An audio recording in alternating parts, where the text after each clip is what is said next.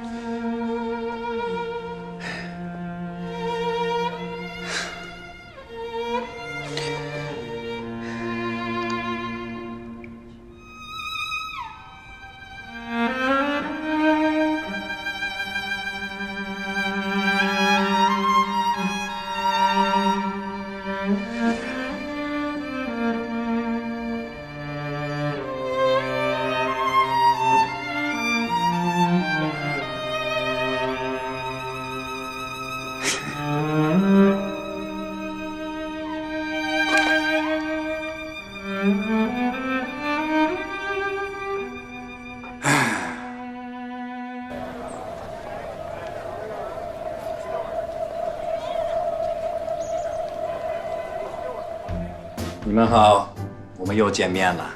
是啊，说明我们有缘呐。哎，庄静女士怎么不在啊？戴维，我妹出差刚回来，去学校上班去了。她说让我们好好接待接待你。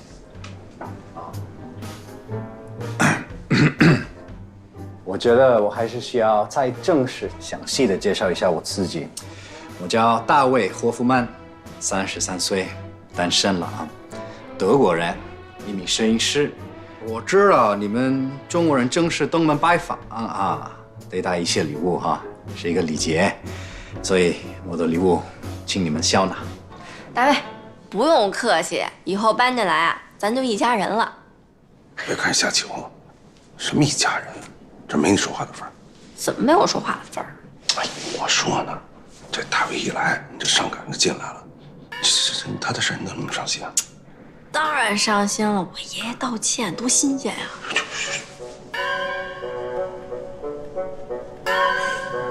还笑。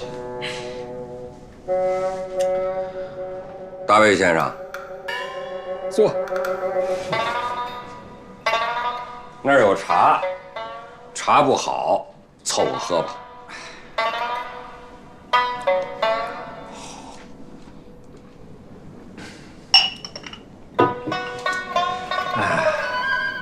庄先生，首先，我要告诉您，我租您家的房子啊，我是很有诚意啊。另外，因为我的急躁，这段时间给您家带来一些困扰，我首先向你表示歉意。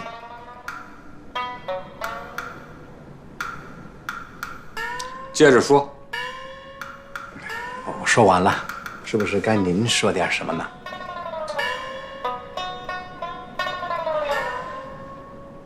你想听我说什么呀？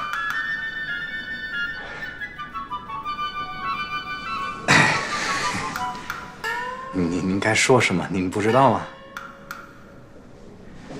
哎，遗憾的是钟静不在家，不过他应该把我的要求跟你说清楚了吧？说清楚了。老爷子，就别吞吞吐吐的了，自己掂量着，该说什么就说吧。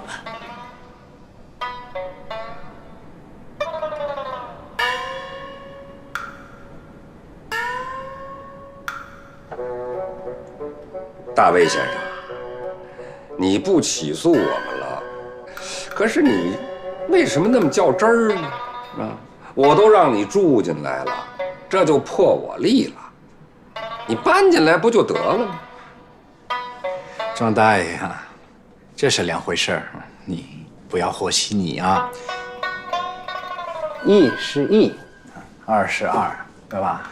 我希望得到的是您的态度。爸，你就给他个态度。说句好听的，能要了你的命啊！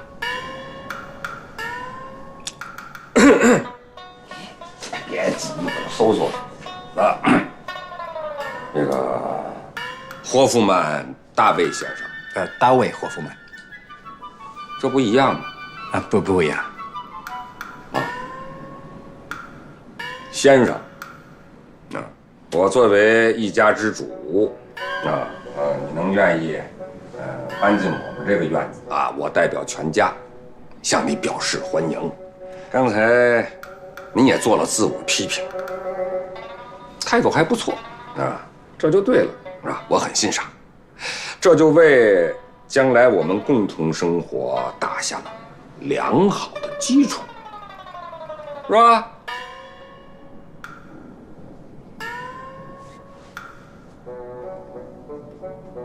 您就说这些啊，这些就说完了。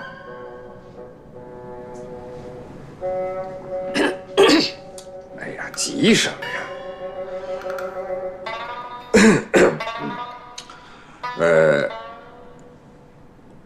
先生，前些天呢，发生在我家院子里那个不愉快的事儿啊，这主要是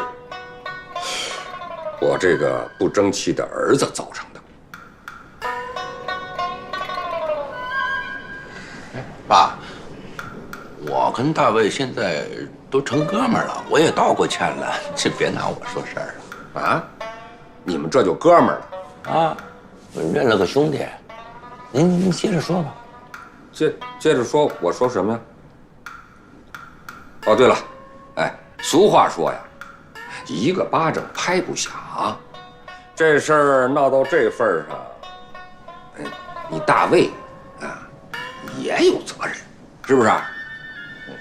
当然了，作为一个家长，没有教育好自己的孩子，我也有责任啊，我对你表示歉意。另外啊，我必须要强调，那天我没动手打你呀。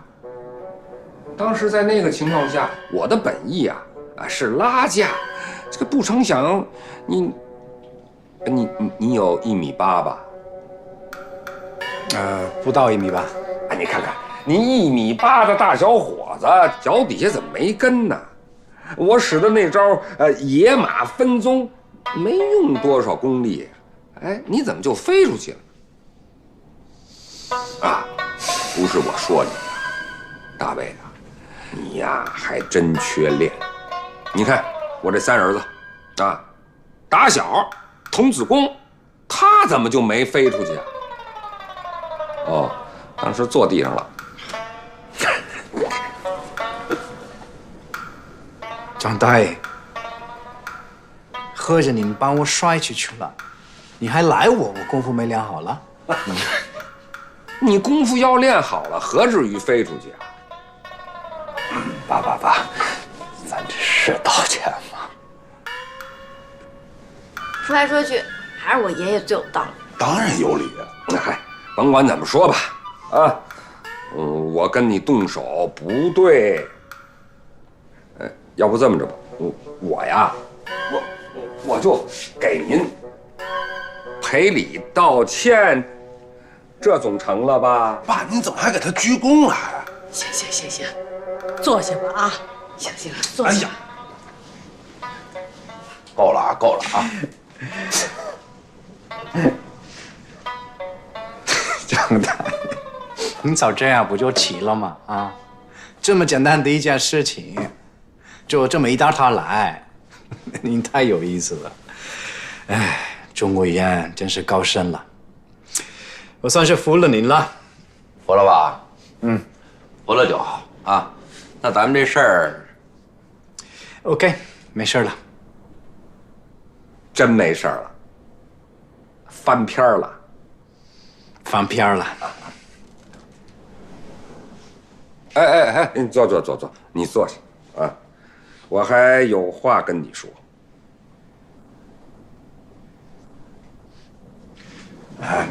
您有什么话，你说吧。房子是租给你了，你搬进了我们这个院子，我要对你约法3章。丑话我搁前头，你要是不能遵守我的规矩，你还就真别在这儿住。你有什么规矩啊？请讲。我可说了啊，这第一，你要遵守中国的法律法规，不能干违法乱纪的事儿。您放心，我是一个很遵纪守法的人，甭管在哪儿，我都不会犯法的。哎，这就对了啊。第二，你在我的院子里不能干伤风败俗的事。我保证。哎，大爷，您等一下啊。你这是干什么？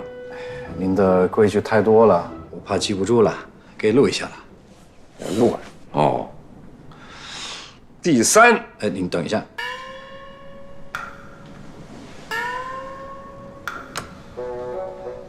哦，这录上了啊。哎，第三，既然住到我们的院子里，就要尊重我们的生活习惯，不能影响到我们正常的生活秩序。能说具体点吗？比方说啊，我跟老伴儿我跟我夫人每天早晨6点起床，下午1点至2点要午休，晚上10点关灯上床睡觉。在这段时间里，你不得大声喧哗，打扰我们休息。另外啊，我前院的任何东西没经过我允许，你不能碰。就是走路，你也得给我留神，别把我那些物件弄坏喽。除了那点破花，这院里还有什么呀？破花，那是我花心血养的。再说了，现在市面上就那2盆兰花，那得值600。得，大卫，你就对那些花留点神就得了。说差不多了吧？这才哪到哪儿啊！第4，要注意防火防盗。大门钥匙别丢了，出门别忘了锁门。你要是什么出差呀，或者是回不来，得提前跟我们打招呼。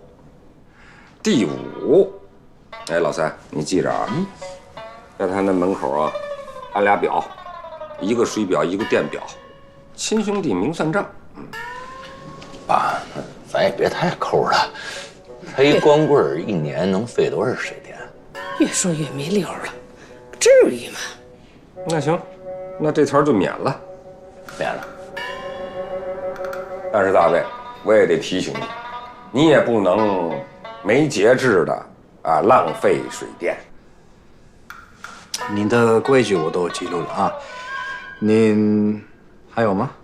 还有，你的日子呀不能过得太邋遢，那后院要经常扫扫生活垃圾呀不能乱丢。行了吧，就这样吧。那就到这儿吧。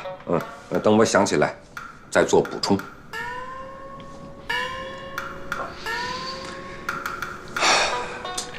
你还别不高兴，我这叫先小人后君子，把话都说头了。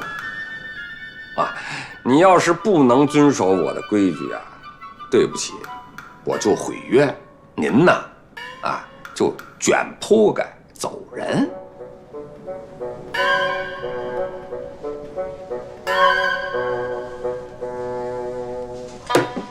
哎，大卫，要求是有点多，但是可以商量啊。对，哎呦，爷爷您这太苛刻了，您不挤得人大累呢吗？去。我大爷定的规矩，比我们国家房东给房客定的规矩，怎么说，少多了。我都接受了啊，那我就回去了，拜拜啊！那回头见啊！哎，行嘞。这辈子呀，我都没道过歉，今儿算折了，全折你们手里。哎，爸，真棒！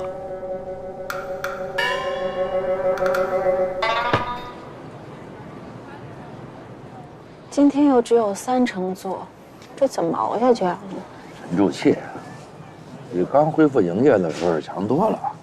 饭馆得慢慢养，慢慢。今天不就接到婚宴了吗？这就是好的开始。杯水车薪，这也不够啊。戴维那20万房租在我手上呢，踏踏实实的吧啊！哎，对了，我刚好想跟你说这钱的事儿呢。这钱拿来了，你准备都给他投到饭馆去啊？那当然，租房子不就为了帮你把饭馆撑下去吗？可是这到月底了，东岳和爽哥那儿，你怎么办啊？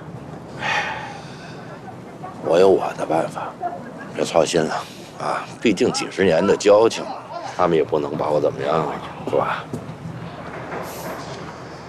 你庄这边这么多年，在这一片儿是说一不二的汉子，是为了我，你都成赖账的了。没事儿，能屈能伸才是条龙。我无比的信任你，还有老爷子，只要咱们全家齐心合力，这饭馆想不火都难。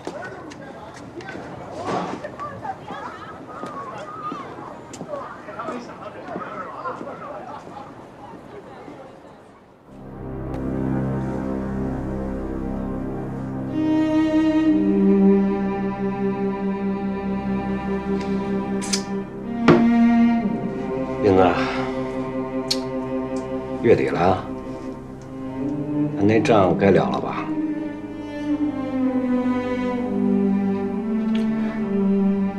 二姐哥，我病子栽了，真栽，真没钱。不对吧？听说你们家那房子不是租一老外，而且一下收人1年房租呢？没错啊，20万，这事儿咱这片都传遍了，你怎么能没钱还账啊？事儿是真的，这钱不能给。二斌子，你怎么有钱不还，想赖账怎么着你？你就当我斌子不要钱吧。不是，斌子，你就不还钱，总得有个理由吧？为什么呀？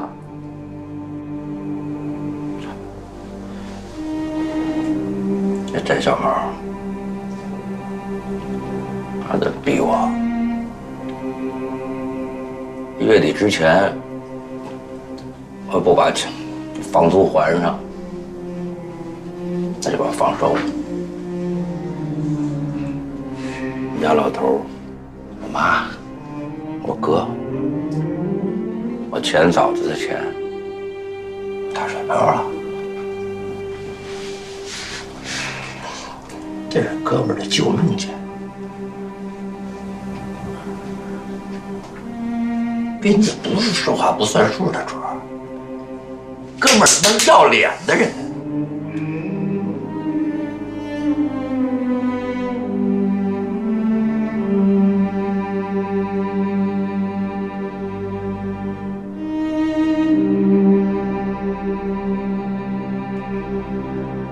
不把我逼这份儿上，我能赖账吗？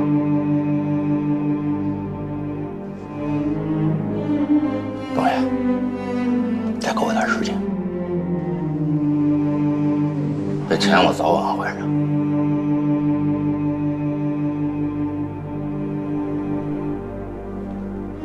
行吗，二姐哥？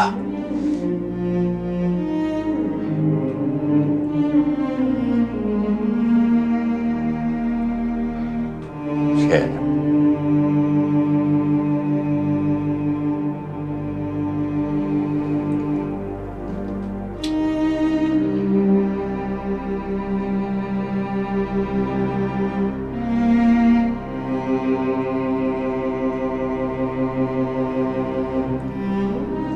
斌子，什么都甭说了啊！我东子打小就经常吃咱们家老爷做的饭。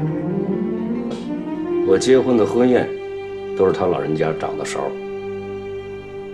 不冲别的啊，就冲老爷子。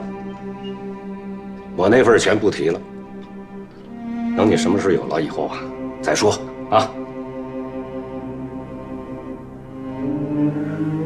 斌子，咱家老太太那可是我老师，小时候没少为我操心。现今老师遇到了麻烦，咱这当学生的怎么得尽份心不是？得了，我那份啊跟东爷一样。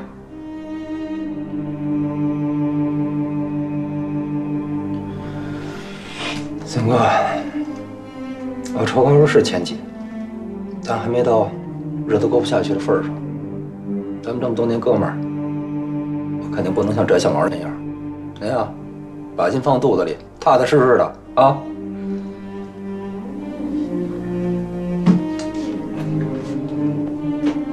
哎，行了，斌子，回头给老爷子带个信儿啊。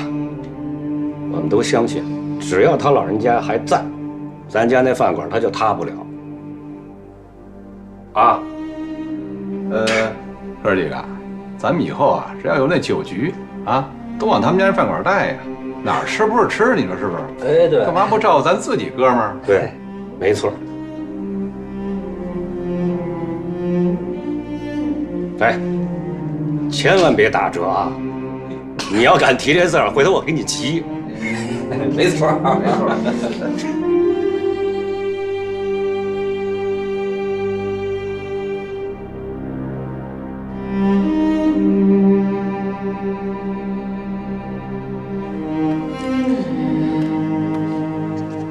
的敌人。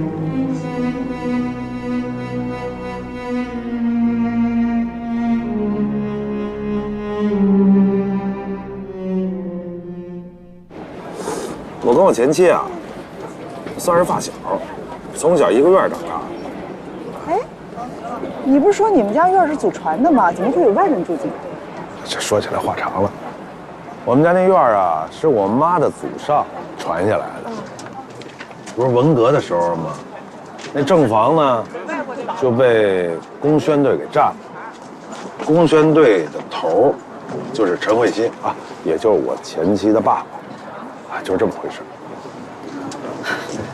这么说，你们俩还算是青梅竹马呀？哎，还别说，哎，算是。这么说也成。哎呀，那陈慧欣啊，独生女，在家里呢霸道，事儿爱拔尖儿。这大了以后呢，这爱臭美，好打扮，爱玩儿。这挺羡慕虚荣，所以说从性格上来讲啊，你说我们俩根本就不是一路人。嘿，我听着，我觉得你不喜欢他呀，那怎么你们俩又到一块儿了呢？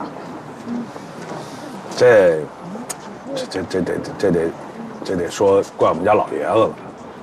这文革过后啊，这个我妈就落实政策，然后这房子也得还了，然后陈慧欣他们一家就搬走了。搬走没多久啊，他爸就病了，就把我爸妈请过去了，当场就把这个慧欣呢托付给我爸妈，然后呢，他爸就去世了。我爸我妈呢给他们家老爷子办完后事以后，没多久，就催着我结婚。当时我不乐意啊，我说都什么年代了，还包办婚姻啊？可老爷子一定要坚持。我要看慧欣那样真是可怜。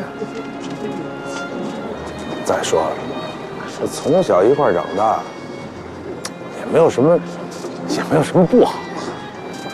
后来就结婚了。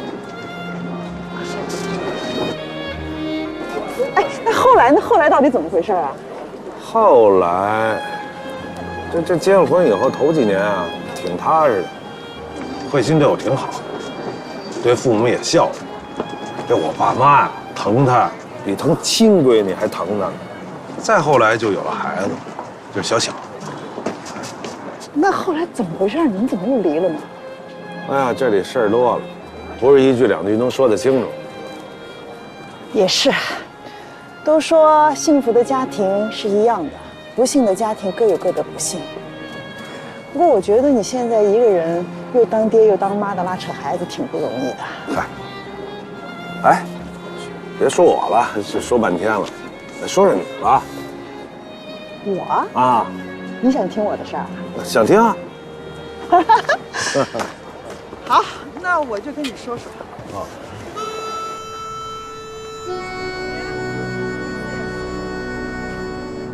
猴子，刚才你哥是不是跌面了？没有，我看你还挺真诚的呀。说来说去啊，还得是咱本军哥，根节上就是局气。刚才哥儿几个的话，还真把我感动。甭说你了，我都掉眼泪了。冲哥儿几个那仗义劲儿，我豁出命去也得把钱还上。要不说你是我哥呢，真的，真够爷们儿的你。寒碜我了，说话不算数还赖账，算什么爷们儿？不哥，我不是说给你添堵啊，有一事儿我得跟你说啊。还能堵到哪儿去？说吧。就是鬼龙这房东催着咱俩这交钱过户呢，现在拿什么钱交啊？甭理他，按合同还小俩月，到时候再说。我说哥，咱押了40万呢，你得想想招啊，这钱不能黄了啊！别老跟我提钱，提起钱我头就晕。哎，啊，今天是不是戴伟搬家啊？啊？看一眼。那走，我跟你一块儿去。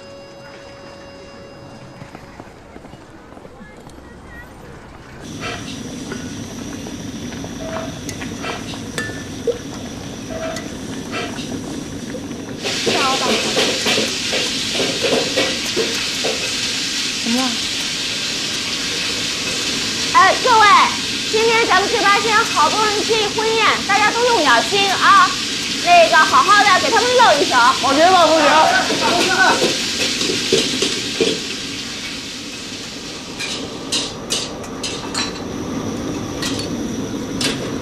快炖，好吧？别炖散了啊。好。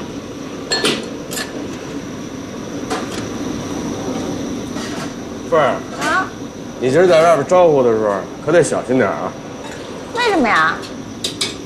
你不知道，今儿结婚这家是一二婚，凡是这二婚啊，这本家心里都添着堵的，容易挑个刺儿找个事儿捂的，小心点，别让人家拿咱当出气筒，回头再把咱那店给拔了。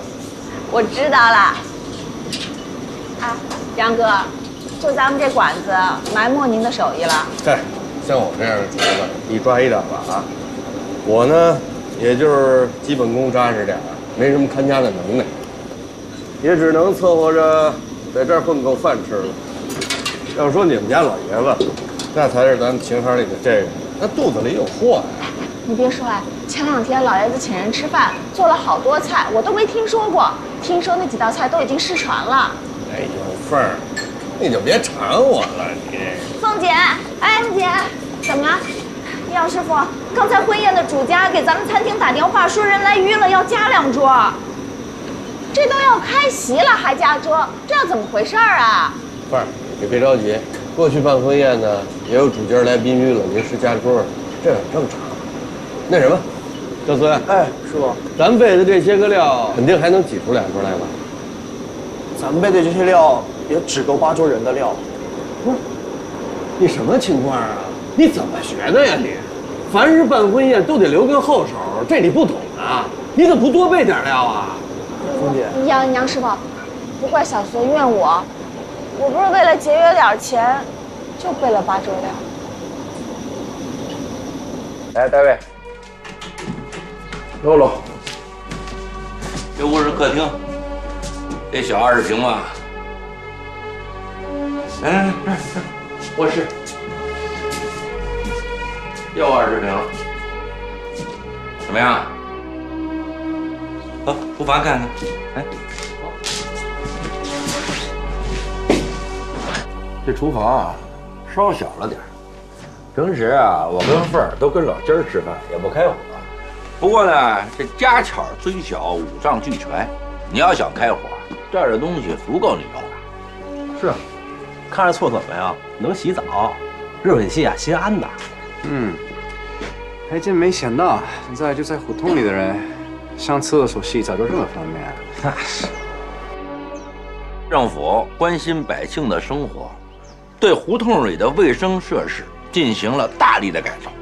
想当初，我要想去趟厕所，得去那个胡同把口那公共厕所，人多的时候还排队呢。是吗？现在行了啊，胡同里家家户户改造的都不错，虽然还没有楼房这么方便吧，也差不了哪儿去。没有，我觉得比住楼房的人强多了。你看，头顶天，脚踏地啊，长期接地气儿，这人活着通透、舒坦。你这老外活得还有点品味。你知道我们家这院子哪儿最值钱吗？前院的2棵树看见了吗？一棵是石榴树，一棵是海棠树。老话说得好啊，金鱼缸、石榴树、肥狗胖丫头，那是过去大户人家必备的4大件。赶明你住进来，我先送你一个金鱼缸，再送你一条狗。胖丫头也送啊？没送。走吧，屋里坐着去。这可怎么办呀？这婚宴马上就要开席了，咱们料都不够，得想想办法呀。怎么办呀？凉拌呗。凤儿，我看呢，今儿这席也开不成了。你听我的，赶紧把这席给退了。别呀，人家结婚喜帖都发了，哪能把这婚宴退了呀？要真退了，那本家真能宰了我们。那怎么办呀？人加到10桌，咱给人上8桌，少2桌，那不是照样跟咱玩命啊？那可不就得想办法吗？这必须得开呀，杨师傅。我是真没招了，这巧妇难为无米之炊。你说这少2桌的料，我怎么抓那儿？我这个。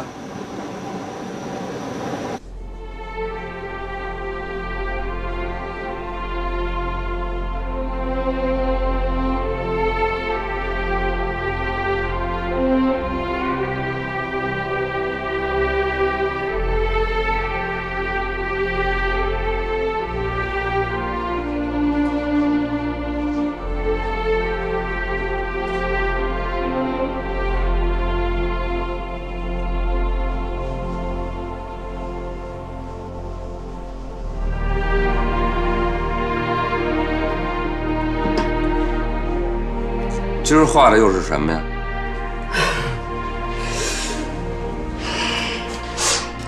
我特喜欢宋朝大家林春的这幅《果书来秦图》，他用了南朝齐谢赫的6法之一的随类赋彩法，用固有色，你来看，精妙入微的表现了枝、叶、果实、小鸟的色彩变化，使整个画面充满生机和神韵。我临摹了几次，但是依然未能弹起3味。看不出来就歇会儿。来，把这碗莲子粥喝了。大晌午的，我喝它干嘛呀？莲子肉，它补中益气、健脾养胃、聪耳明目。你这2天不是总耳鸣吗？你喝了它管用。行，我听你的，喝。你这多乖呀！得行。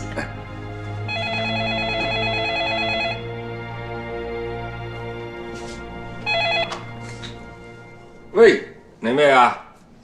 爸，饭馆出事儿了。还没火烧房呢吗？别着急，慢点说。咱们不是接了一个婚宴吗？刚才人主家来电话了，说客人预了要多2桌，可我只准备了8桌的料。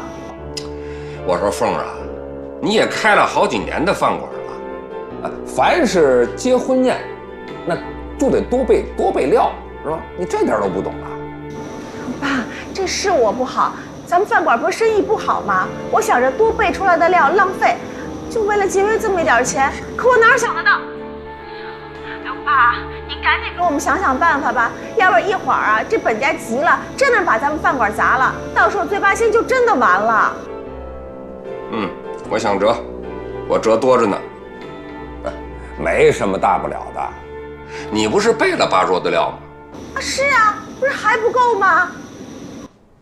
够不够的是你说的，这得我说。没事吧？大卫，住老北京的4合院啊，就得喝茉莉花茶啊，什么铁观音、大红袍子的，到了这儿都不行，就得喝花茶，它香。是。怎么样，哥们儿够麻利的吧？这高效率啊，就把房地腾出来了。三哥，这房子装修的也太 low 了吧，又旧又破，你让我怎么住呀？嗨，就是年头多了点，确实有点旧。可当初哥们儿装这屋子的时候可没少花钱，在那年代可不算 low。是，不行啊，这房子没法住，得重新装修。重新装修？太土啊，太俗了，太没品位了。我们都是老百姓，讲究实惠，舒服。品味这事儿，这都是你们搞艺术的瞎讲究。得你说吧，怎么改，怎么装？这底砖啊，统统打掉，窗户换成实木的，你给我贴上最好的墙纸啊。一定要环保的，贴完了我就能住进来。这个顶子重新换掉。这得花多少钱呀？是啊，戴维，您这要求我可承受不了。三哥，你所有的这些开销由我承担，不用你花1分钱。这还商量什么呀？就这么定了。是。可是三哥，我并不认识搞装修的人，你有熟的吗？我说戴维，其实你算撞墙口了。我跟我哥干什么的，你知道吗？那是房屋中介公司，在我们的服务项里边，装修那是个大项目。每次帮人介绍完房子，看客人喜好给人装修，一条龙服务，我们是正差。真的假的？真的假的？真的硌牙。我们不光负责把这屋给你装修好，还把全部家具都给你配齐了。到时候拎包进来就直接睡了。哎，那感情好啊。可现在别急啊，谁让你昨天说好了今儿就过来的？你打我一措手不及。这样吧，你先找一宾馆，先凑合住着。就这2天，我把这个装修方案啊、预算啊都报给你，你一点头，我立马开工。少则半个月，多则1个月吧，最多啊。我保证你舒舒服服住进来，这总成吧？可是三哥，钱不是问题啊，可我的要求高了啊！你这活儿你能干得了吗？你这瞧不起人呀你！啊，就你这点活儿，我要不给干好了，不给干漂亮了，我就不姓庄。这总成吧？那好吧，那这样吧，你先把那个设计方案和预算拿给我，我看了再说。得嘞，那今儿就这么着，我先带你找宾馆去。哎，算了，既然我已经搬过来了，我不想再住宾馆了。啊，这么着，你这不是2间房吗？那你先给我弄张床，弄个桌子，再配上一个沙发，我就凑合住着吧。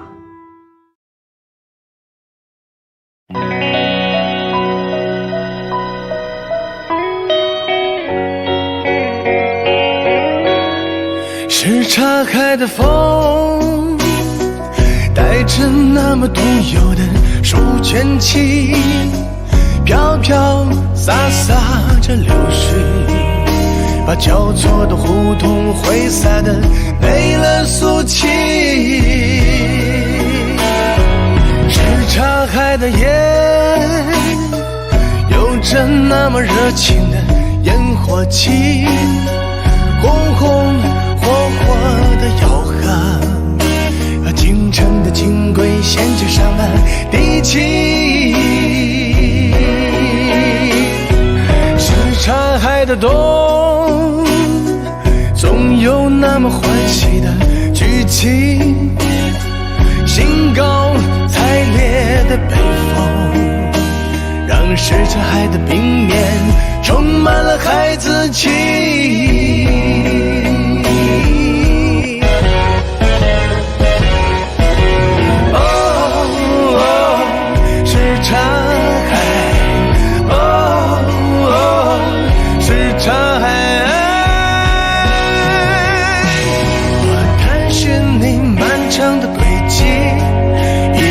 天地越来越觉得你简直就是传奇。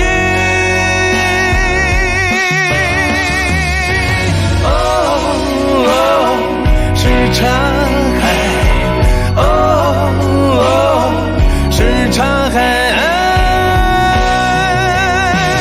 我庆幸生长在这里，一人一出戏，努力做好自己，